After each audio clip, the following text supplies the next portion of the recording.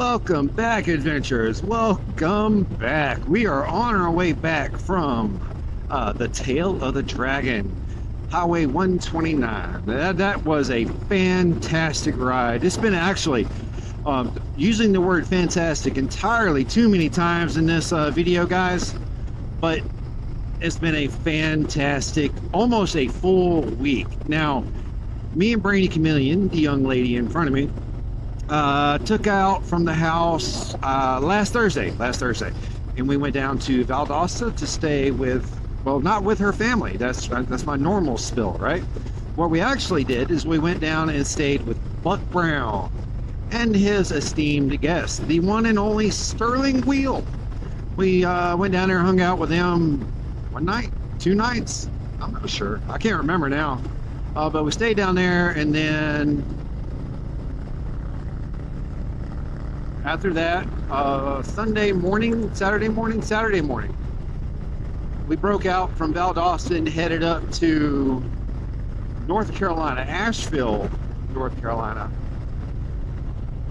Did the blessings up there with Amma, and then went to do the Tail of the Dragon. Then on the way back from the Tail of the Dragon, Miss Brainy Chameleon was feeling the road. You know what I'm saying? If you know, you know. If you spend time on a bike, you do a lot of traveling, you know sometimes the road will wear you down and you'll start feeling fatigue. You won't be making clear decisions. You'll start feeling uneasy, so on and so forth, right? Well, those are the sensations you need to listen to. You need to tune into, because those are your body and your mind warning you that you're no longer able to function at top quality.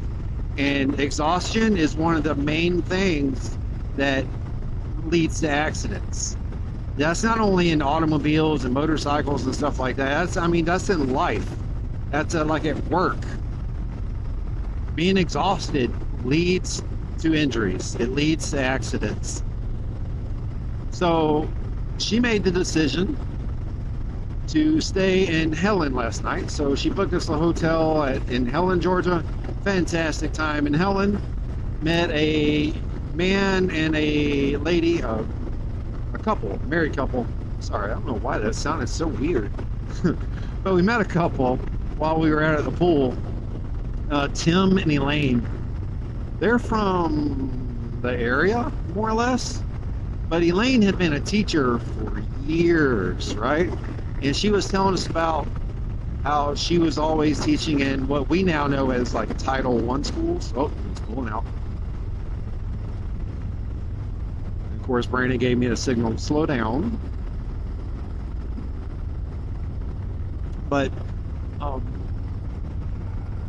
so without giving into the full story, she had a student, and she ended up seeing a 3 miles to take a left. 10-4, Brandy. 10-4. Thank you.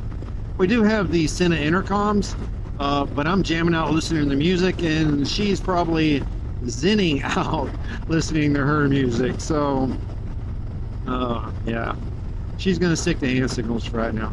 But anyway, she remembers seeing a news article, and she recognized the name in a news article. Now, in her experience, she expressed that most of the time when she saw one of her former students' names in the news, it was never positive, right?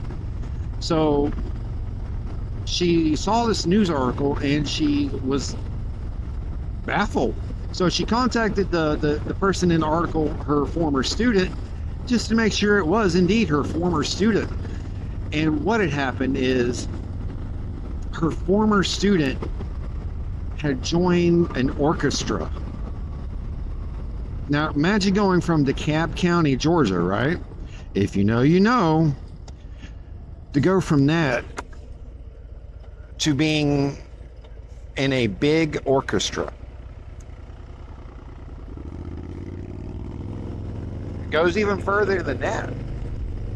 Because not only was this student of hers now a member of the orchestra, he was actually becoming the director of the orchestra. And she brought up the comment about planting seeds. planting the seeds for the future, planting the seeds for the next generation to know what to do, to know how to be an adult, to know how to function, creating the future. That's what that lady did. As a teacher, she planted the seeds as best she could, no matter how bad the world was around her in other parts of the world. You know what I'm saying? No matter how bad it was, she knew she had to do what she could with the people she could reach. And she tried her best to teach and to plant seeds to further these young men and women. And she was successful with a couple, right? One of her students is in the orchestra, leads the orchestra. Now, she did tell us which orchestra, but you know me, I don't remember what orchestra it was, mainly because I couldn't hear exactly what she said. But to think about that, to go from you're just in a school that they just try to get you through it. They're not worried about your success. They're just worried about you getting through the school. Higher education, none of that mattered to them because they were just trying to make sure you got the basic education. Well, planting those seeds is providing opportunities. It's giving these young men and women hope, a shot at productive futures, a shot at finding what makes them happy. And happiness is key. You don't have to have a shiny dime, gold-plated nickel, shiny Harley Davidson, or a Big Mac truck. Doesn't matter what you have, as long as you can have happiness, as long as you can find happiness in where you are and what you are in your life, that's all you need. Where are you taking us, Brady?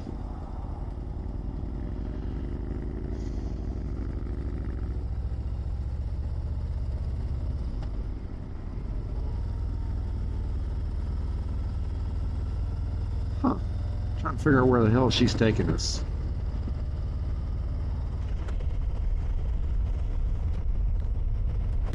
Oh. But planting that seed to provide an opportunity for a productive life, for a contributing life in society, then